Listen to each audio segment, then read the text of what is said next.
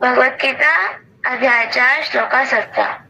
कर्मणो हि अपि बोद्धव्यं बोद्धव्यं च विकर्मणा अकर्मणश्च बोद्धव्यं गहना कर्मणो गतिः। Translation and purport by A.C. Bhaktivedanta Swami Srila Prabhupada की जय। कर्मणा कर्म का ही निश्चय ही अपि भी बोद्धव्यम समझना चाहिए, बोद्धव्यम समझना चाहिए च भी विकर्मणा वर्जित कर्म का अकर्मणा अकर्म का च भी बोद्धव्यम समझना चाहिए। कहना अत्यंत कठिन दुर्गम कर्मणा कर्म की गति प्रवेश गति। अनुवाद कर्म की बारीकियों को समझना अत्यंत कठिन है, अतः मनुष्य को चाहिए कि वह ठीक से जाने कि कर्म क्या है, विकर्म क्या है और अकर्म क्या है। तो जैसा कि श्लोक के लास्ट में कहा गया है, गहना कर्मणो गति, कि कर्म के बारे में जानना, इस टॉपिक को समझना बहुत बहुत डिफिकल्ट है, क्योंकि ये बहुत गहरा टॉपिक है। और इसी से हमें पता भी चलता है कि इस टॉपिक को भगवान जी ने डायरेक्टली क्यों अर्जुन जी को समझाया है। डायरेक्टली समझाने का मतलब क्या है? क्योंकि जो बहुत बहुत इंटेलिजेंट, जो जैसे ज्ञानी होते हैं ना, वो भी बिविल्डर हो जाते हैं। उनको भी थोड़ी देर के लिए कंफ्यूजन हो जाती है कि ये क्या खेल है कर्म का, कौन सा कर्म किसका फल कब मिल जाता है, क्या सही है क्या गलत है।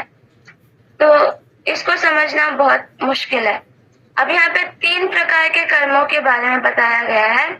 पहला है कर्म, जिसको सकर्म भी कहते हैं, दूसरा है विकर्म और तीसरा है अकर्म।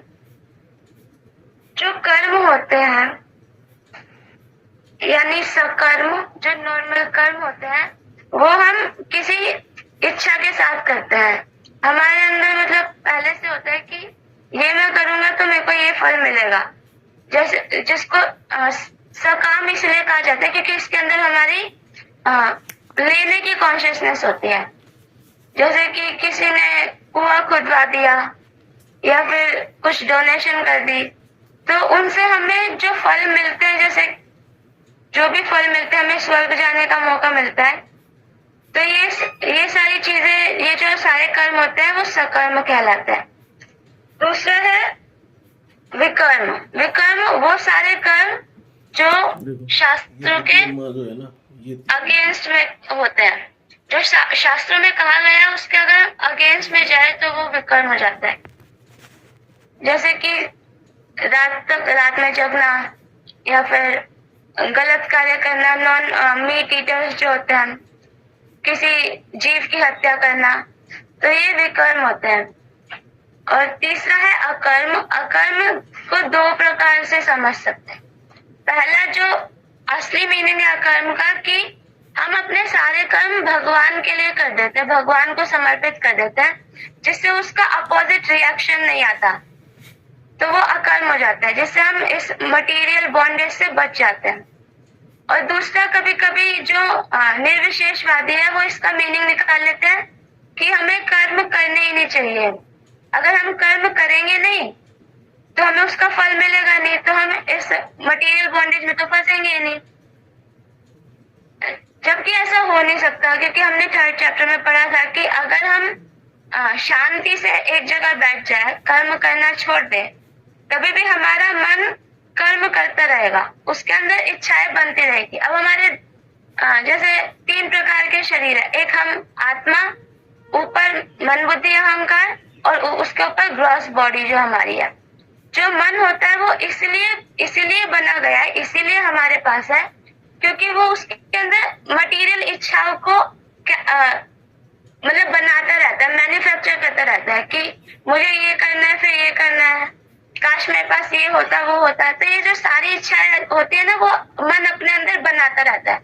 अब इन इच्छाओं को असलियत में लाने के लिए, मतलब थोड़े कुछ टाइम के लिए एक्सपीरियंस करने के लिए हमें ये ग्रॉस बॉडी मिलती है, ताकि हम ये जो शरीर है, जड़ शरीर, इससे कुछ कर्म कर सके और अपने जो मन में जो मटेरियल इच्छाएं है ना भोग करने की, उसको हम पूरा कर सके, एंजॉय कर सके। तो इसलिए हमें मटेरियल बॉडी भी मिली है।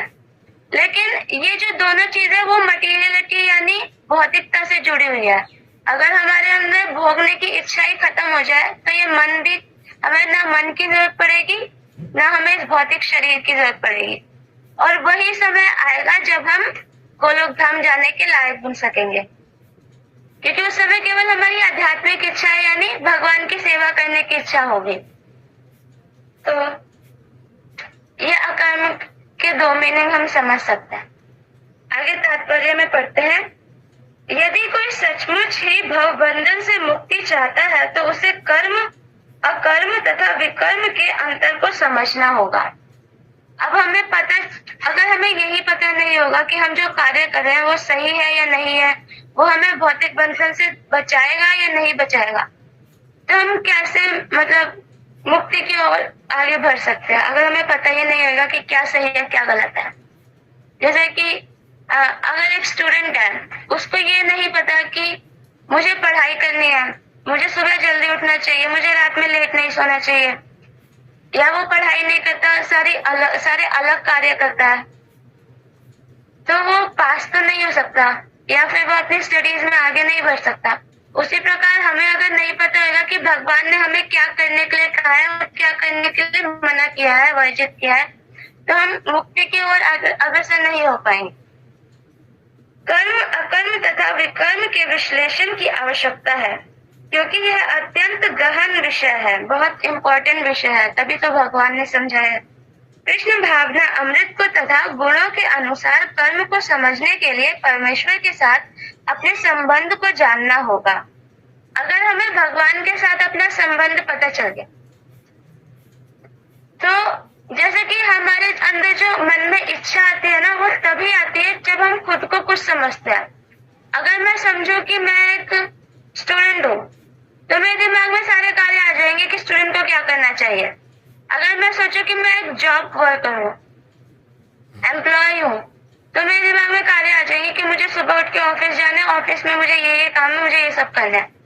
अगर कोई पिता है तो उनको अपनी ड्यूटीज के बारे में पता है। इसी प्रकार जब हम सोचते हैं ना कि हम भगवान के दास हैं, तो एक दास का कार्य क्या होता है? अपने जो मास्टर है, मालिक है, उनकी सेवा करना, उनकी प्रसन्नता के लिए कार्य करना। तो जब हम अपने असली संबंध को भगवान से मतलब भगवान से हमारा जो संबंध है उसको जान लेंगे, तो हमारी इच्छाएं भी उस डायरेक्शन में मुड़ जाएंगी और हम अपनी भक्ति को अच्छे से कर पाएंगे। मतलब यही चीज हमें जाननी है कि भगवान के साथ हमारा कनेक्शन क्या है।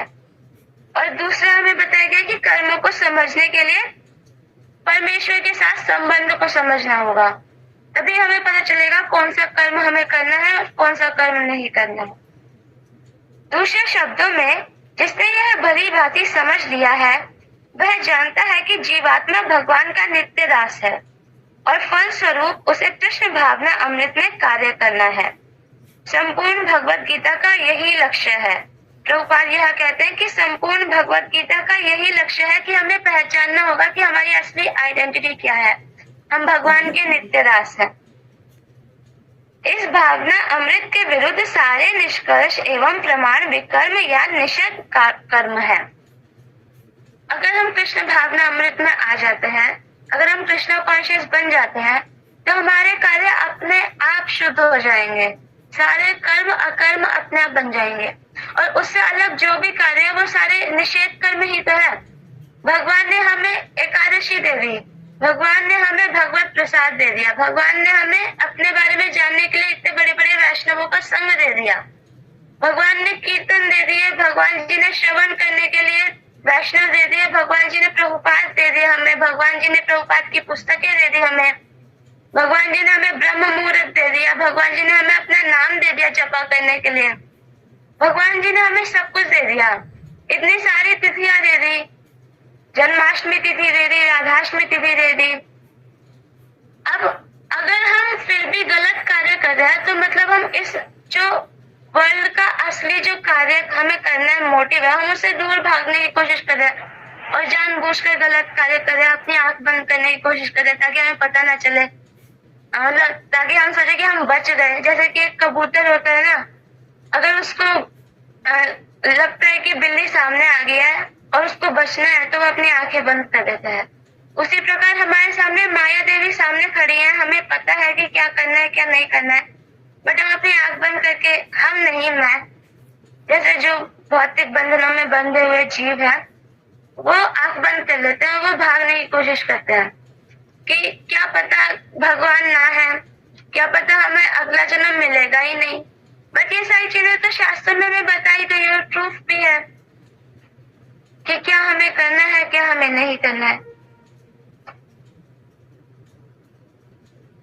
इसे समझने के लिए मनुष्य को कृष्ण भावना अमृत के अधिकारियों की संगति करनी होती है। कृष्ण भावना अमृत के अधिकारियों यानी वैष्णवजन, और उनसे रहस्य को समझना होता है। यह साक्षात भगवान से समझने के समान है।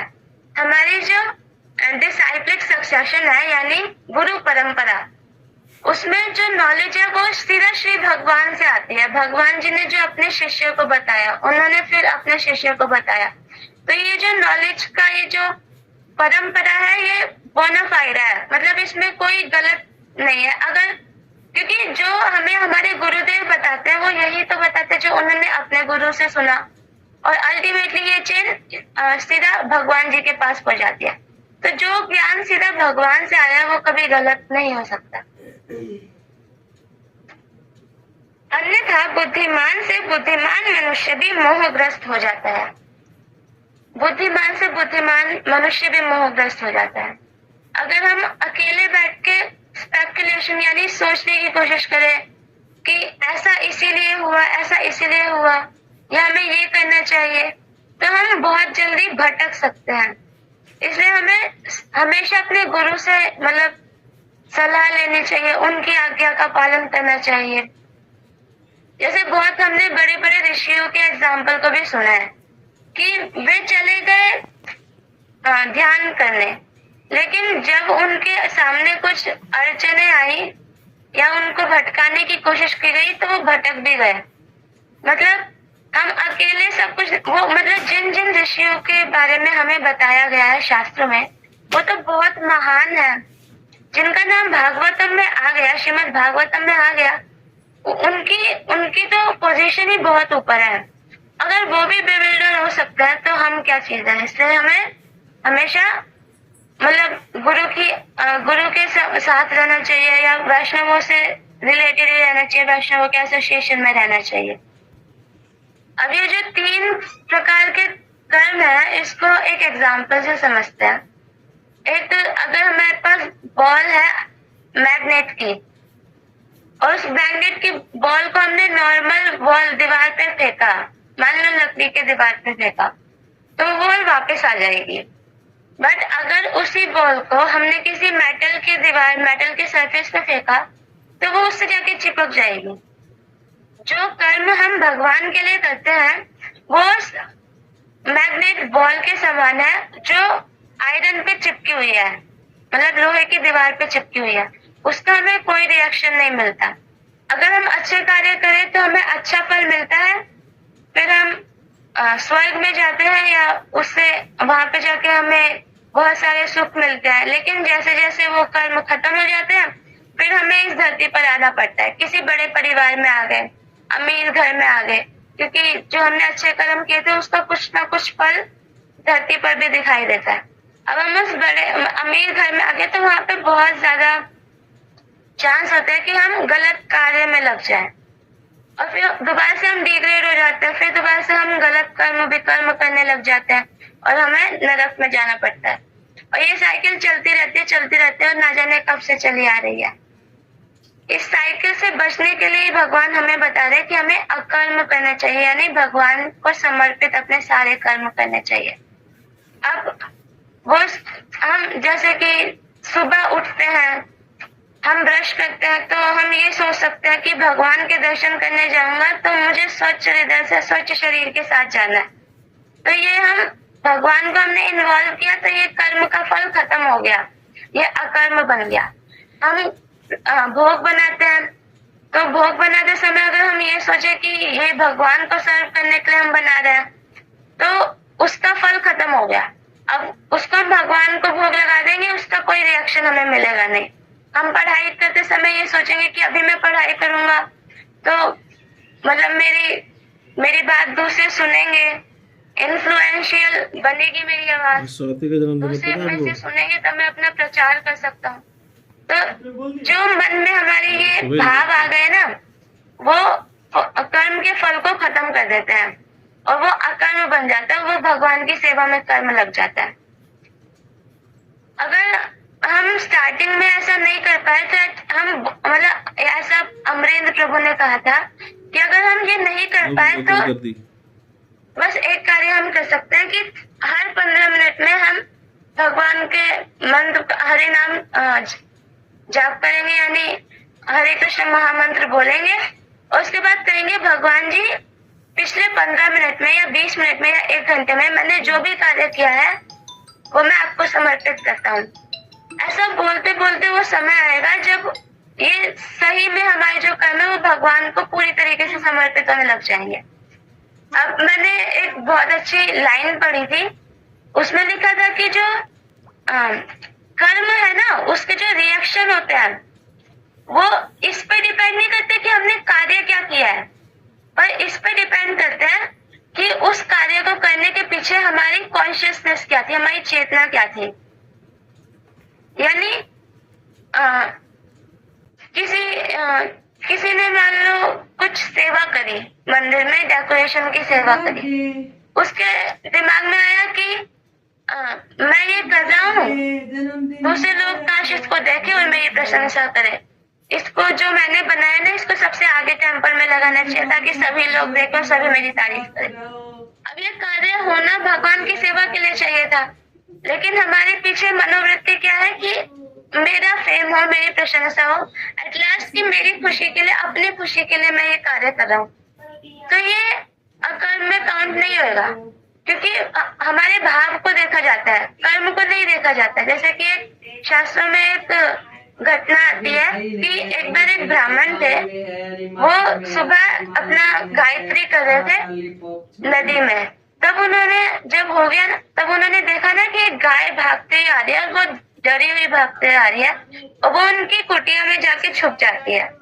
और उनके पीछे एक बुचर यानी वही गाय की हत्या करने वाला भागते हुए आ रहा था और उसके हाथ में एक बहुत बड़ा चप्पू था और आंखें लाल हो रखी थी।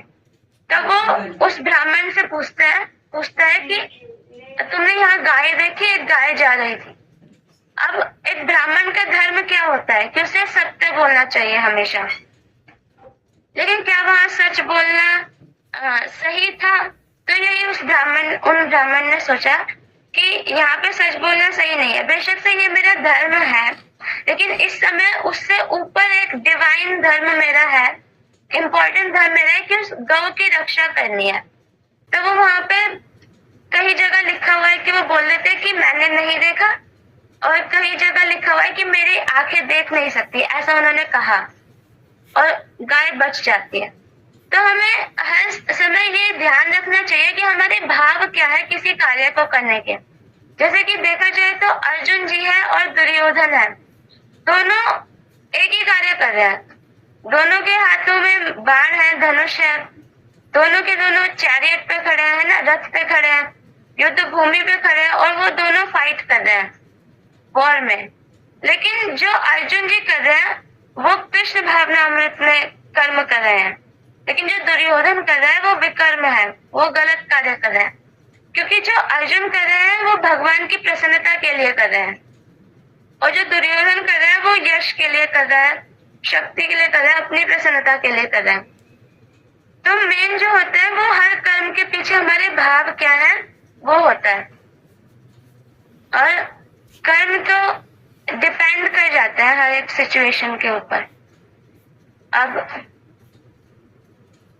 ये 3 जो टॉपिक है बहुत इम्पोर्टेंट है, जैसे कि प्रभुपाद जी ने भी हमें बताया और भगवान जी भी हमें कहते हैं, और हमने पिछली भी क्लासेस में हमारे डिवोटीज ने ये डिस्कस भी किया, जैसे विनीता माता जी ने किया, प्रभु जी ने किया, सभी माताओं प्रभु जी ने ये डिस्कस किया।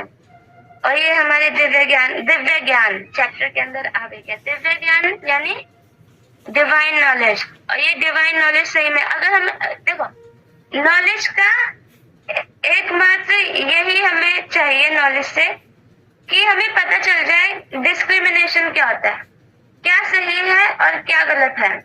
इन दोनों में अगर हमें डिफरेंस करना आ गया और सही कार्य में हम अपने बुद्धि को, अपने बल को लगाना शुरू कर दिया हमने, तो हमारी जो नॉलेज है ना उसका हमें फायदा हो गया। कोई भी ज्ञान है, पैसे कमाना तो ये हमारा नित्य कर्म है, हमें अपने शरीर को चलाने के लिए पैसे कमाने हैं। बट अगर हमें यही नहीं पता कि क्या सही है क्या गलत है, तो हम नॉलेजेबल नहीं है। और जो ये नॉलेज है वो हमें स्पिरिचुअल नॉलेज यानी आध्यात्मिकता से ही मिलती है, भौतिक जगत में हमें ये नॉलेज नहीं मिलेगी। और इसी को अगर हम फॉलो करते गए तो हम गोलोक धाम पहुंच सकेंगे, जैसा कि भगवान जी ने यहाँ साफ साफ कहा है।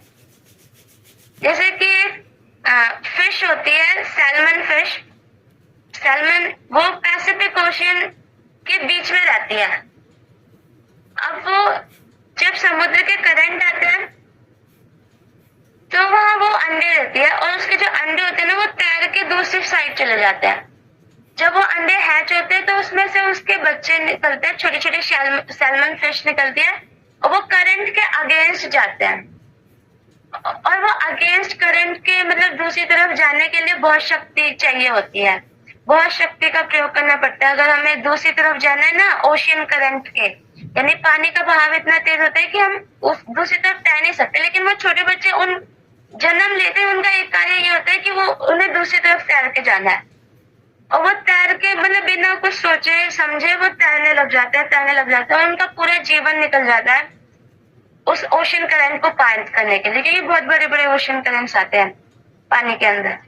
और जब तक वो दूसरी तरफ पहुंचते तब तक उनका शरीर इतना कमजोर हो जाता है कि उनसे कुछ भी नहीं किया जाता, वहां पे वो अंडे देते हैं और उनकी डेथ हो जाती है। और अनफॉर्चुनेटली हमारा जो ये जो सोसाइटी है वो भी ऐसी बन चुकी है।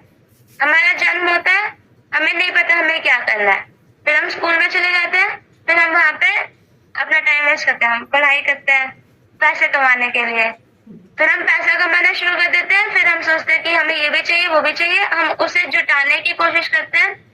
अब बहुत बड़ा घर हो गया हमारे पास, सब कुछ है, गाड़ी है, बंगला है, फेम है, सब कुछ है, बट पता चलता है कि शरीर के अंदर इतनी प्रॉब्लम्स आ गई कि हम उसको एंजॉय नहीं कर सकते, उसे एंजॉय नहीं कर सकते। कुछ समय बाद हमारी डेथ आ जाती है, हम मर जाते हैं। हमने पूरा जीवन उस चीज के लिए लगा दिया जिससे हमें कोई फायदा नहीं था, जिसके बिना भी हम रह सकते थे।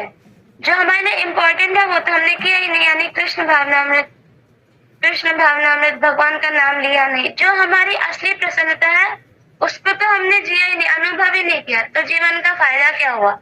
अगला जन्म आएगा, जैसे हमने गलत कार्य किए हैं उस हिसाब से हमें शरीर मिल जाएंगे, या कुछ अच्छे कार्य किए उस हिसाब से हमें शरीर मिल जाएगा, लेकिन ह्यूमन बॉडी तो हमारी वेस्ट हो गई।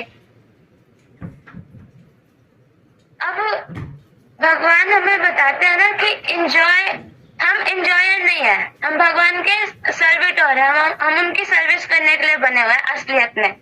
और ये हम अपने असली जीवन में भी देख सकते हैं कि जब हम सर्विस करते हैं ना, किन्हीं की सेवा करते हैं, तब उसमें ज्यादा आनंद आता है। जैसे हमने माताएं देखते हैं कि उन्होंने भोग बनाया और भोग लगाया भगवान जी को, जो प्रसाद हुआ जब उन्होंने सबको खिलाया, सबने कहा ना कि बहुत अच्छा है प्रसाद, तो उनको ज्यादा प्रसन्नता होगी।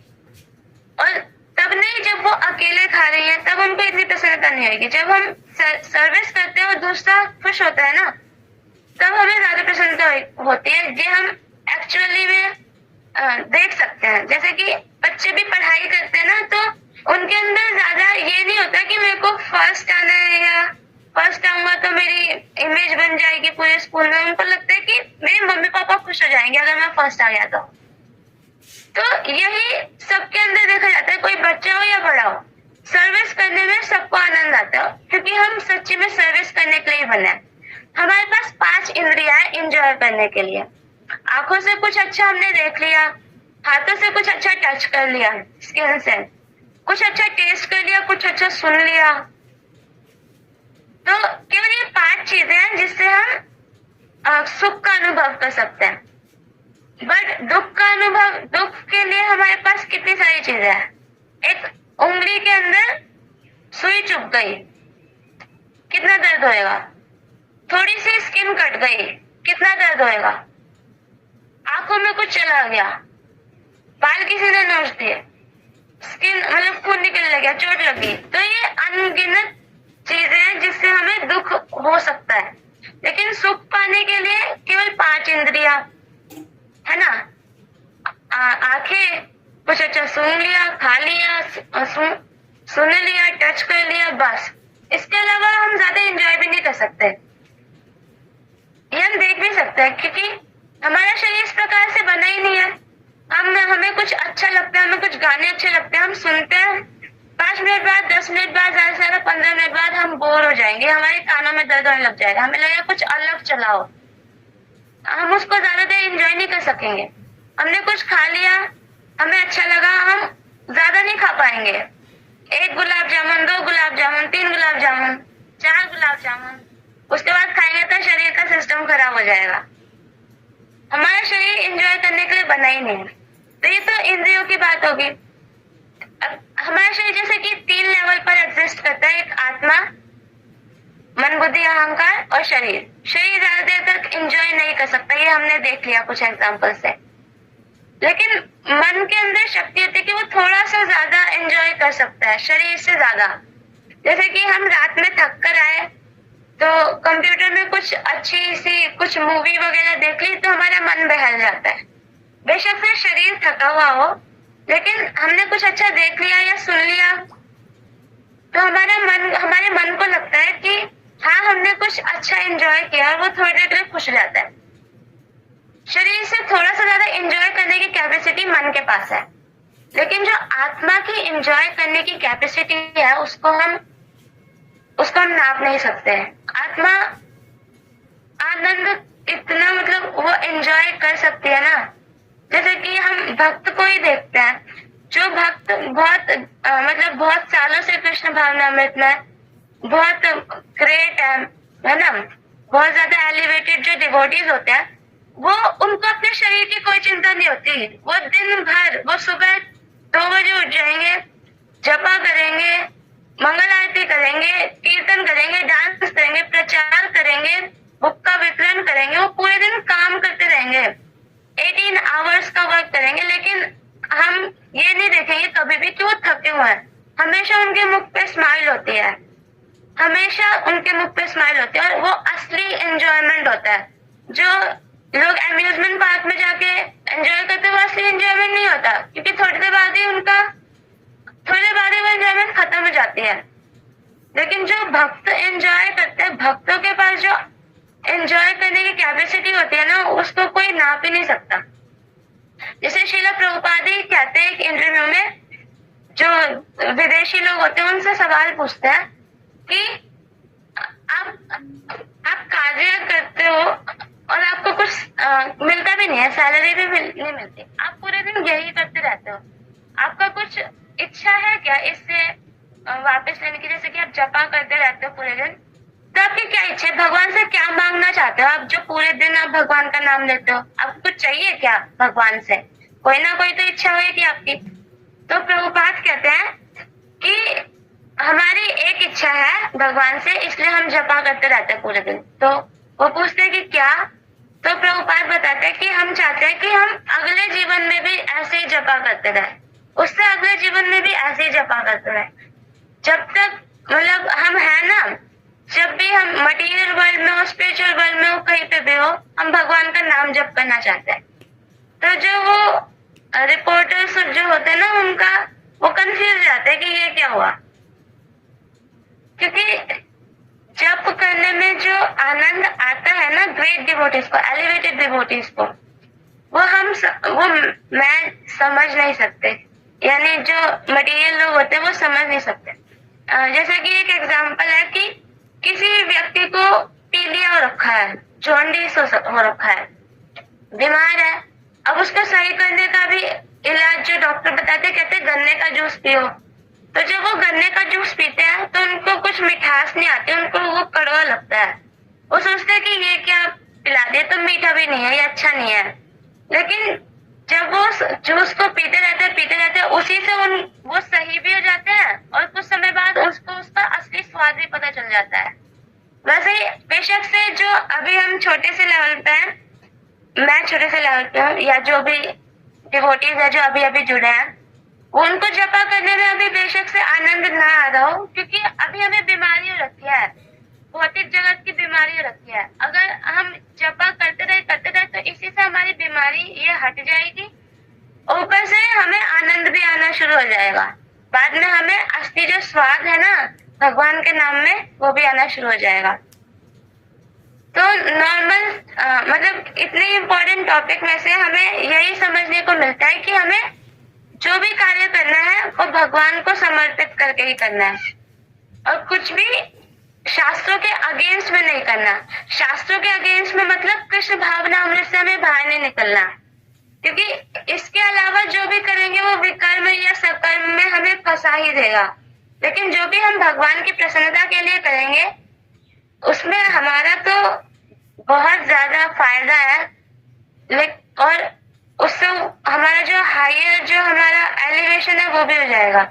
हम भगवान के पास पहुंच सकेंगे, जो हमारा मेन गोल है। गोल को अटेन करने के लिए हमें केवल भगवान को समर्पित करने हैं अपने सारे कर्म, और उससे अभी हमने ये भी प्रूव किया कि मटेरियल जगत में सुख नहीं है। वो बस हमें अपनी सोच में ही लगता है कि सुख आएगा, अगर हमें ये मिल जाएगा तो हम खुश हो जाएंगे, अगर हमें ये मिल जाएगा तो हम खुश हो जाएंगे। लेकिन ऐसा नहीं होता। या तो हमें वो चीज मिल जाती है और हमें डर बन जाता है कि अगर ये चीज हमारे हाथ से निकल गई तो क्या होगा, या तो हमारे मन में लालच आ जाता है कि हमें और चाहिए। केवल यही दो चीजें होती है, यहाँ पे सुख कभी आते ही नहीं है। हरे कृष्णा प्रभु जी, हरे कृष्णा माता जी, त्रुटियों के लिए क्षमा कीजिए।